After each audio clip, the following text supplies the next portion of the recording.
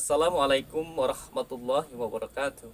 Alhamdulillah wa syukurillah. Allahumma salli ala Sayyidina Muhammad wa ala ali Sayyidina Muhammad. Qala rabbi shrah li sadri wa yassir li amri wa hlul 'uqdatam min lisani yafqahu qawli amma ba'd. Salam sejahtera, salam takdim kami, salam hormat kami kepada guru-guru, sahabat-sahabat dimanapun berada.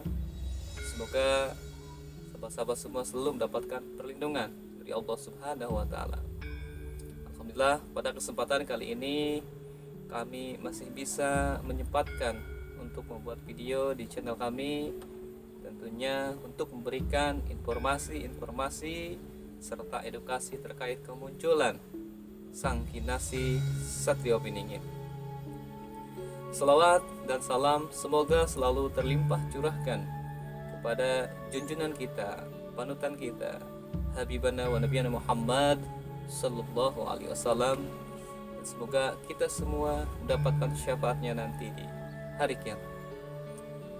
Amin, amin ya rabbal alamin.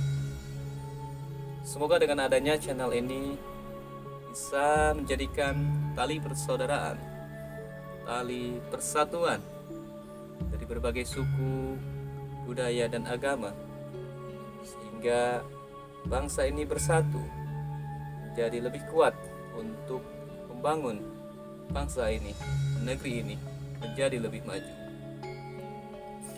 Baik sahabat-sahabat semua, pada pembahasan di konten kali ini mungkin sedikit menambahkan atau melanjutkan dari apa yang sudah kami sampaikan di video sebelumnya terkait visi dan misi yang dibawa oleh Sang Kinasih Satrio Piningit. Baik sahabat-sahabat semua, sebelum kepada pembahasan di video kali ini, kami mengucapkan beribu-ribu terima kasih kepada guru kami yang selalu mengajarkan, membimbing, mengarahkan kepada hal-hal yang positif untuk memberikan ilmu pengetahuannya kepada kami, sehingga kami selalu belajar untuk menjadi manusia yang lebih baik. Baik sahabat-sahabat semua, pada pembahasan kali ini materi apa yang akan kami sampaikan setelah berangkat dari misi atau niat yang dibawa oleh Sang Kinasih Satrio Piningit. Maka dalam pembahasan kali ini kita akan membahas visi yang akan dibawakan oleh Sang Kinasih Satrio Piningit.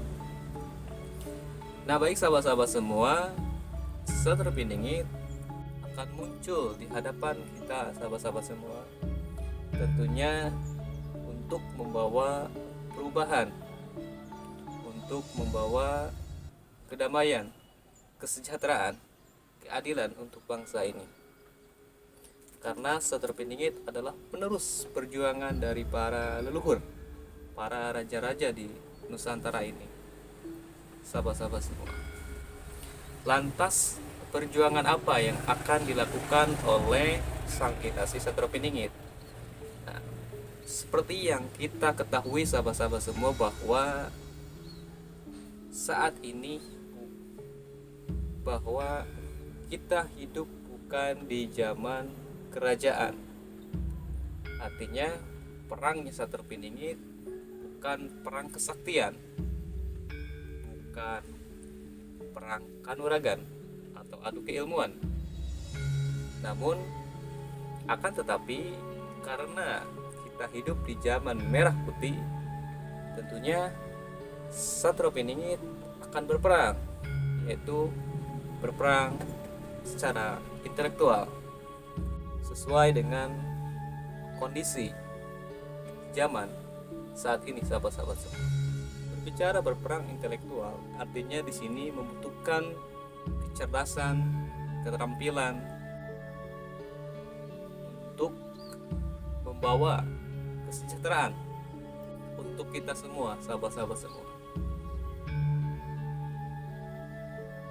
Jadi bagi sahabat-sahabat yang memang masih bergelut, masih berkecimpung di alam mimpi, di alam sukma atau di alam ruh, ayo kita sama-sama kembali kepada manusia kita yang sejati. Karena hanya manusia yang mempunyai 4 kekuatan besar, yaitu hati, pemikiran, ucapan, serta perbuatan. jika kita masih terombang-ambing, jika kita masih bergelut di dunia pergoiban, maka sampai kapan bangsa ini, negeri ini akan maju, sahabat-sahabat semua? Karena yang dibutuhkan bangsa ini adalah manusia-manusia yang cerdas, manusia-manusia yang mempunyai kreativitas, menggunakan hati dan akal pemikiran yang jernih, sahabat-sahabat semua. Bukan berarti mempelajari ilmu spiritual itu tidak boleh di zaman saat ini, sahabat-sahabat semua. Tentunya sangat boleh, karena intelektual tanpa spiritual akan berat sebelah. Begitupun spiritual tanpa intelektual akan berat sebelah. Nah, bagaimana caranya supaya kita bisa menyeimbangkan, kita bisa menyelaraskan, menjajarkan antara ilmu intelektual dan ilmu spiritual? Nah, bangsa ini, negeri ini membutuhkan orang-orang atau manusia-manusia yang cerdas, yang berpikir ke depan, yang berpikirnya ke depan, bukan ke belakang. Nah, rata-rata sahabat-sahabat semua, seperti yang kami lihat dan kami perhatikan, banyak sekali sahabat-sahabat kita yang membangga-banggakan nenek moyangnya, bahwa mereka adalah keturunan dari Raja Prabu Siliwangi, bahwa mereka adalah keturunan dari Raja Majapahit dan raja-raja lainnya. Akhirnya mereka bangga diri. Karena apa? Karena mereka merasa bahwa mereka adalah keturunan dari raja-raja di Nusantara ini. Lain daripada itu, mereka juga mengagungkan bahwa nenek moyangnya berjasa untuk negeri ini, untuk Nusantara ini. Nah, yang menjadi pertanyaannya, kita sebagai penerus perjuangan nenek moyang kita, apakah hanya cukup untuk membanggakan saja? Namun menurut versi anak batin, bagaimana sebaiknya kita sebagai penerus perjuangan dari nenek moyang kita?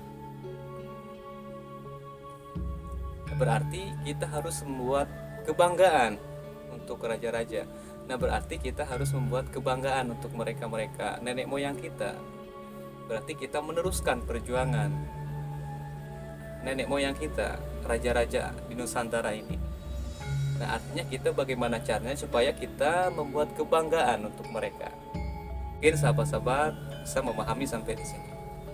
Artinya kita tidak perlu membangga-banggakan. Karena apa? Karena memang Raja Prabu Siliwangi itu memang sudah tidak usah dibicarakan, orang juga sudah kenal siapa sosok Mama Prabu Siliwangi, karena beliau adalah raja yang bijak, raja yang adil, yang arif terhadap rakyatnya.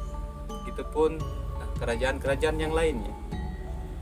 Nah, artinya bagaimana caranya kita bisa meniru nafaktilas perjuangan mereka, meneruskan perjuangan mereka untuk membangun bangsa ini seperti yang mereka inginkan. Berarti di situ ada perjuangan untuk melanjutkan. Nah, berarti di situ kita membutuhkan intelektual. Karena ketika berbicara Republik Indonesia tidak cukup hanya dengan spiritual. Karena kita akan berhadapan dengan manusia-manusia yang berilmu, berpendidikan secara intelektual, meskipun mereka kurang begitu paham mengenai ilmu spiritual.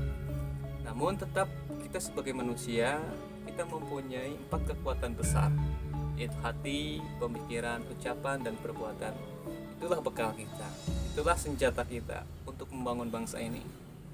Nah, anak batin mengatakan kepada kami, yang menjadi pertanyaan adalah, berbicara kemajuan yang mana? Apakah jasad ini? Apakah sukma ini? Apakah ruh ini? Yang mana yang akan kita bawa untuk bangsa ini? Tidak mungkin kalau sukma, orang-orang tidak akan melihat secara mata dohir. Apalagi ruh, itu urusannya dengan Sang Maha Pencipta. Nah, berarti jasad ini yang terlihat. Berarti ketika berbicara jasad, berbicara 4 kekuatan besar, yaitu hati, pemikiran, ucapan, dan perbuatan. Ayo kita sama-sama selaraskan, jajarkan ilmu pengetahuan, ilmu intelektual, sehingga selaras, sehingga tidak saling menjatuhkan, sehingga sejajar, maju bersama membangun bangsa ini, sahabat-sahabat semua. Karena apa? Karena menurut anak batin, Setro Piningit, musuhnya ada 2. Pertama, musuh yang ada di dalam dirinya. Yang kedua adalah musuh yang ada di luar, yaitu musuh yang bersemayam di antara 3 perkara ini, yaitu harta, takhta, dan wanita. Artinya perjuangan Setro Piningit tidak mudah, sahabat-sahabat semua. Karena apa? Selain dirinya melawan keegoannya, melawan hawa nafsu yang ada di dalam dirinya, Setro Piningit juga berjuang melawan hawa nafsu yang ada di luar, yang tersembunyi, yang tidak terlihat, yang ada di dalam manusia yang zalim, yang tidak amanah, yang merasa dirinya paling hebat, yang merasa dirinya mempunyai kekuasaan. Itulah perjuangan Setro Piningit yang harus kita sama-sama dukung. Berarti kita harus menjadi manusia.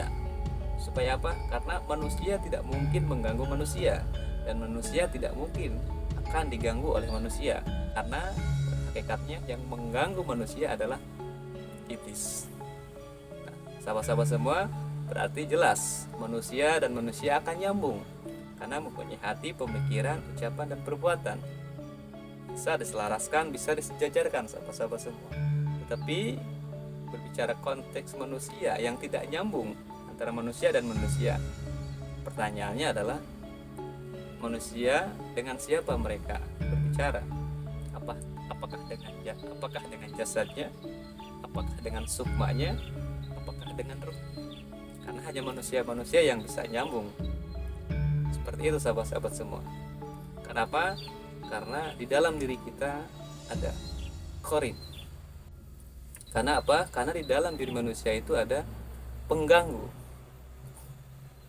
Mungkin sahabat-sahabat tahu. Nah, baik sahabat-sahabat semua,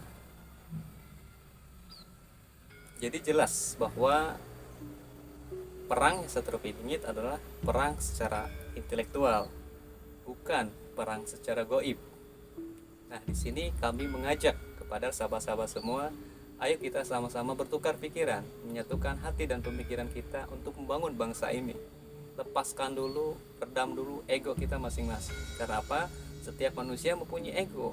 Kalau tidak diredam, kalau tidak dikendalikan, ya sampai kapan bangsa ini tidak akan maju. Itu saja sahabat-sahabat semua di dalam pembahasan kali ini. Semoga ada manfaatnya untuk sahabat-sahabat semua. Mohon maaf jika ada kekeliruan, kesalahan dalam penyampaian kami. Semoga dimaafkan. Kita akan lanjutkan nanti di video berikutnya. Terima kasih. Kami akhiri sampai di sini. Wabillahi taufiq wal hidayah. Wassalamualaikum warahmatullahi wabarakatuh.